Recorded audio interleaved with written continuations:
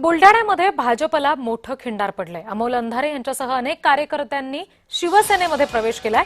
भाजपने शब्द फिरवला, त्यामुळे पक्षांतराचा निर्णय घेतल्याचं अंधारे म्हणाले।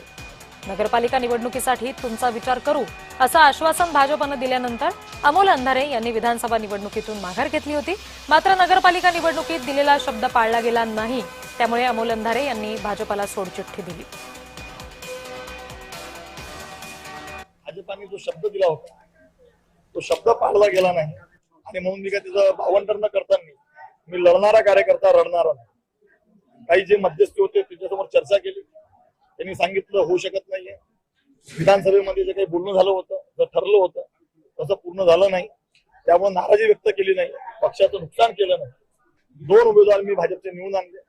माझ्या प्रभागातलं पवनभाऊ गरड यांची पत्नी हिला मी अविरोध निवडून आणलं आणि निवडणूक झाल्यानंतर नगराध्यक्ष विराजमान झाल्यानंतर पक्षश्रेष्ठींची बोलवून मी माझा अधिकृत राजीनामा दिला।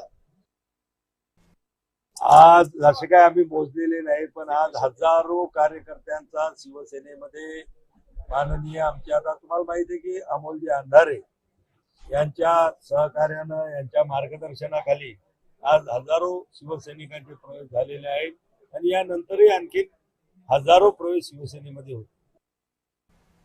अहिल्यानगरमध्ये शिवसेनेच्या नवनिर्वाचित नगरसेवकांचा सत्कार करण्यात आला। शिवसेनेने स्वबळावर जिद्दीने विजय मिळवला असं राज्य प्रवक्ते संजीव भोर यांनी म्हटलेलं आहे।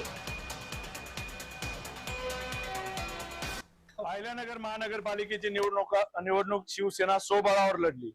अतिशय ऐनवेळी घेतलेल्या निर्णयात यशस्वी होण्यासाठी अहिल्यानगरच्या शिवसैनिकांनी जीवाचं रान केलं।